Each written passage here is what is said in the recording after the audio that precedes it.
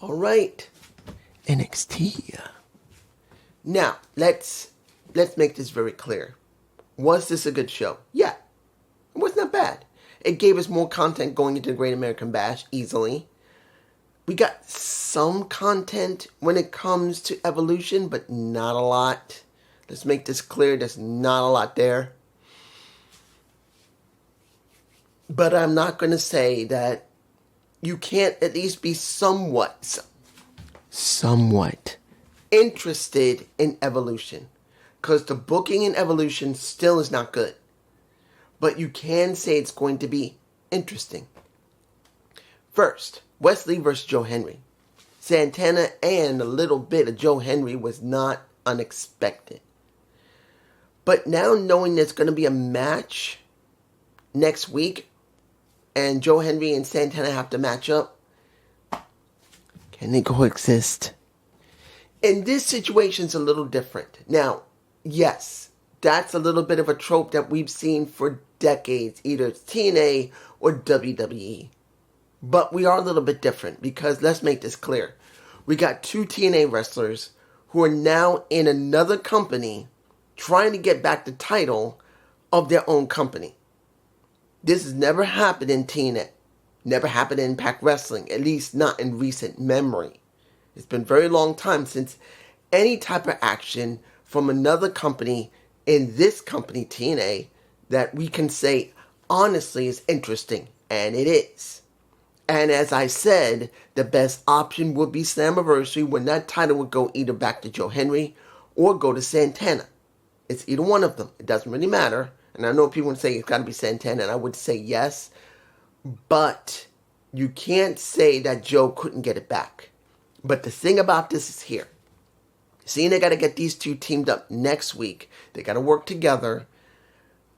I'm not fond of can they coexist, but in this situation it's different.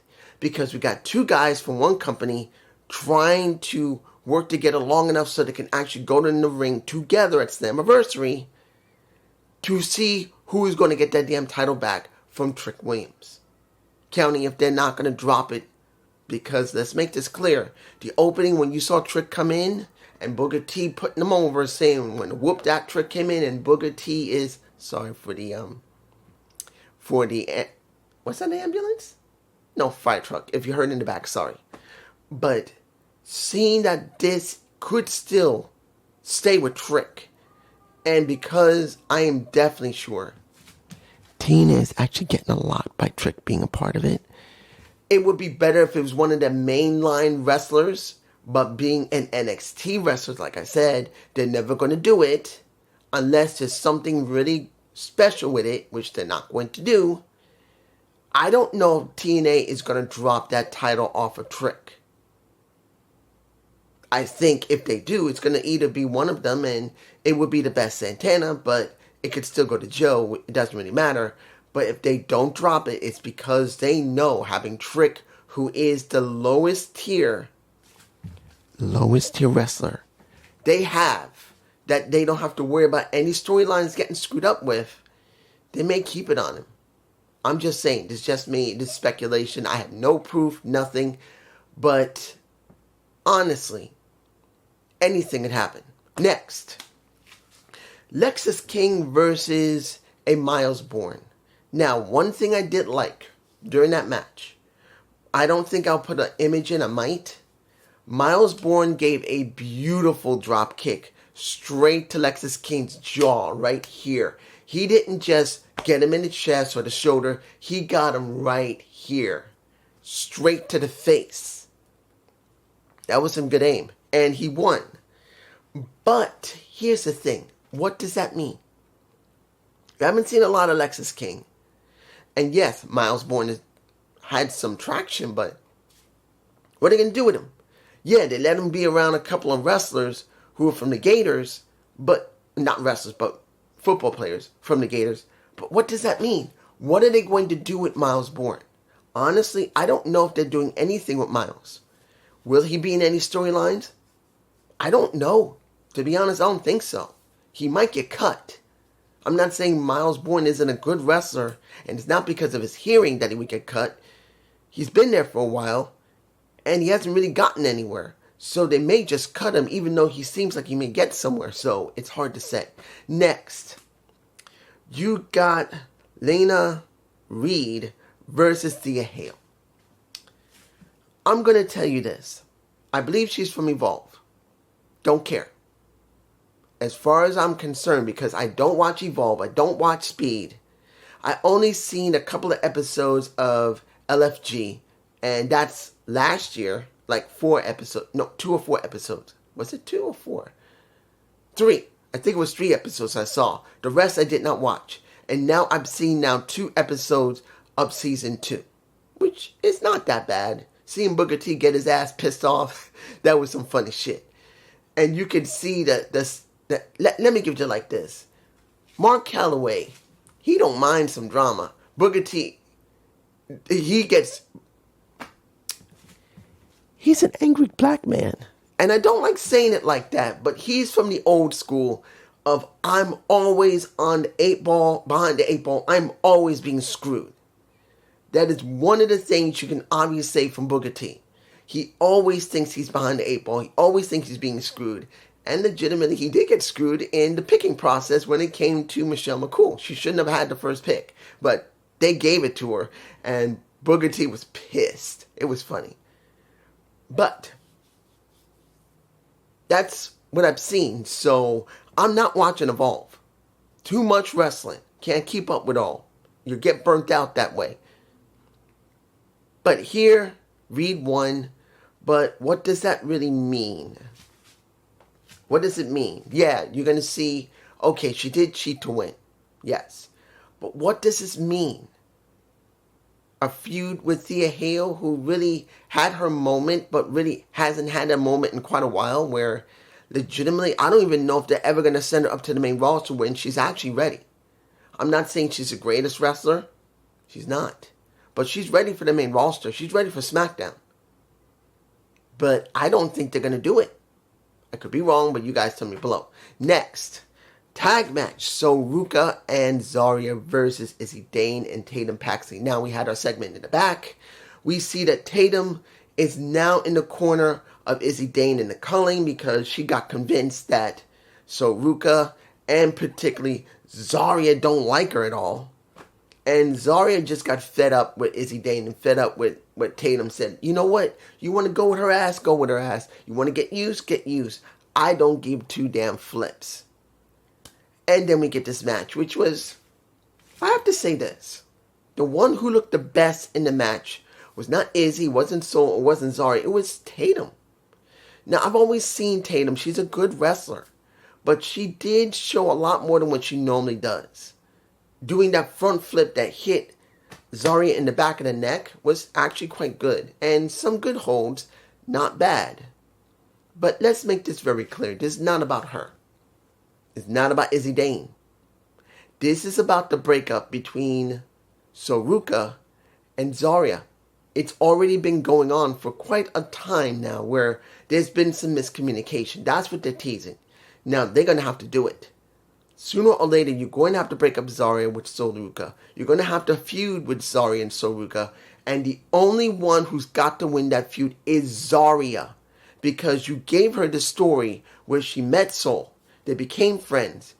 Soruka loves Soul.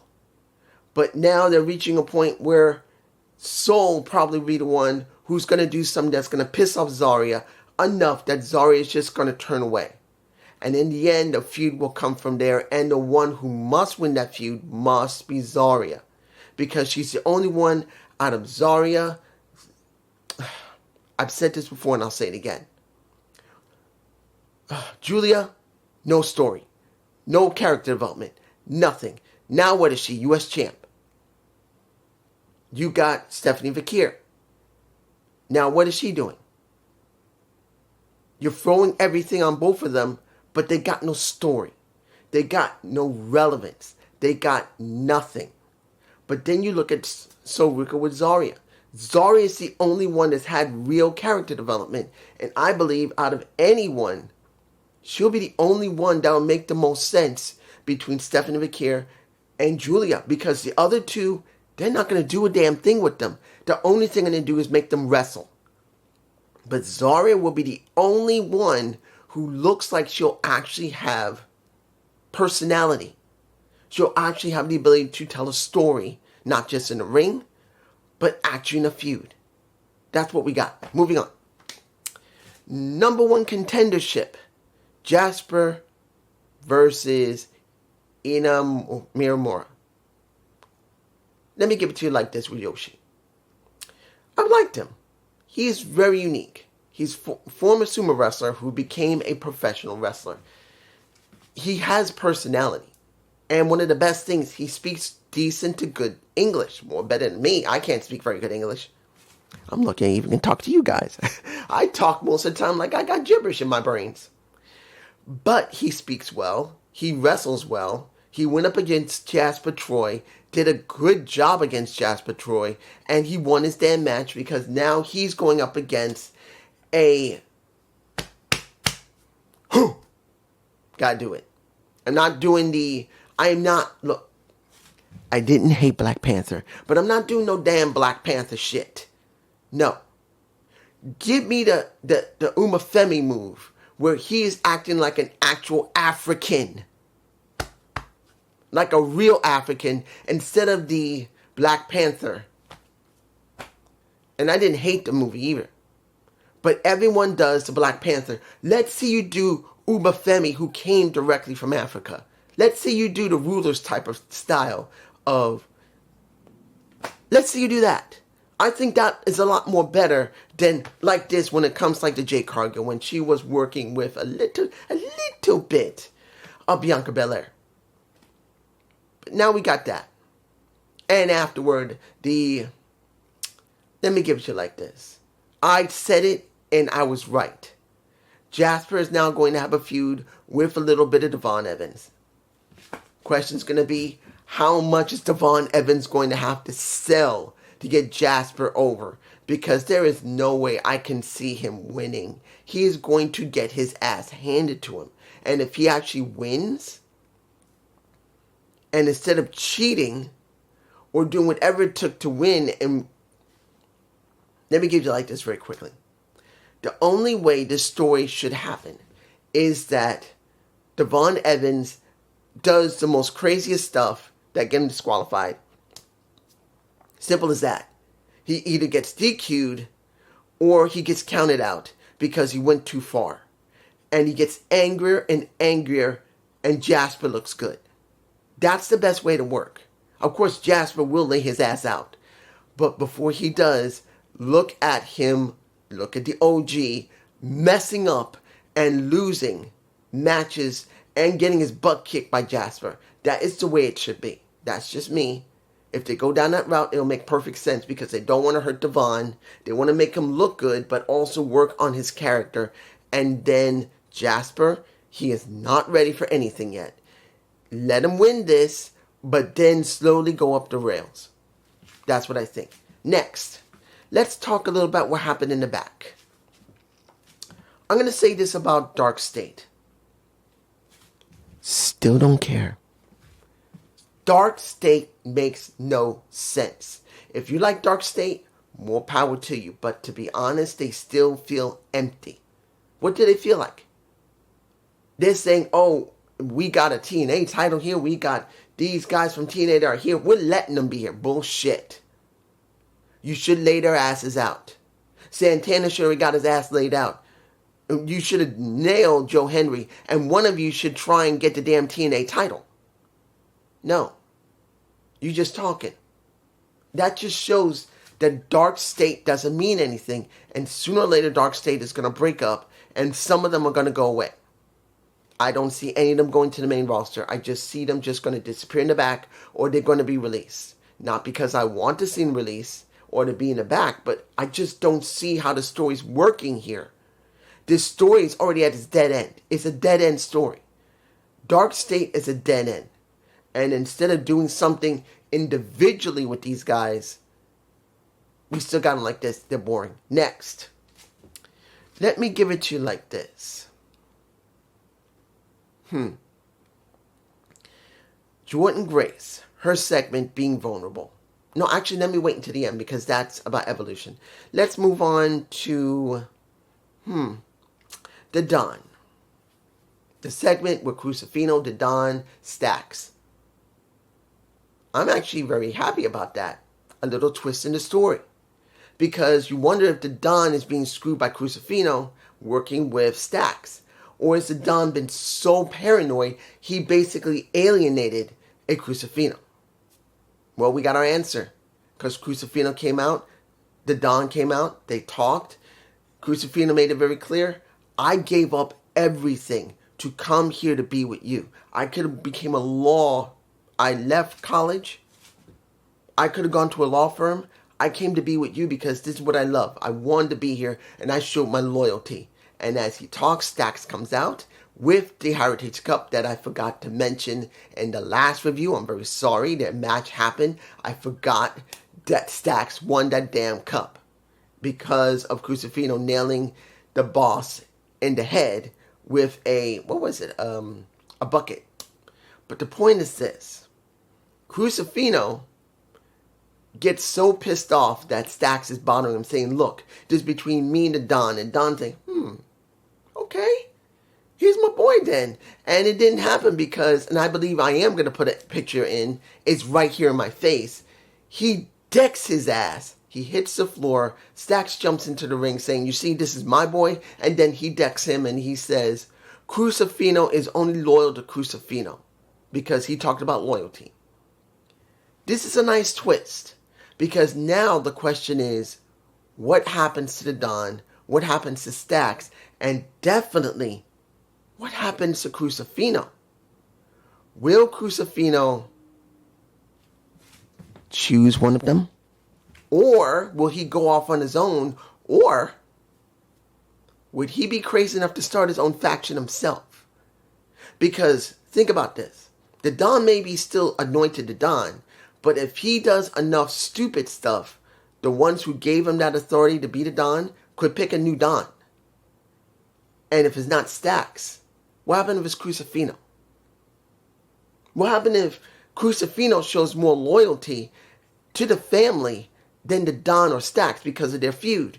And they turn to Crucifino to become the new Don, and Stacks and Tony D'Angelo keep fighting each other because they may turn away from the Don storyline in that situation, which will be very interesting.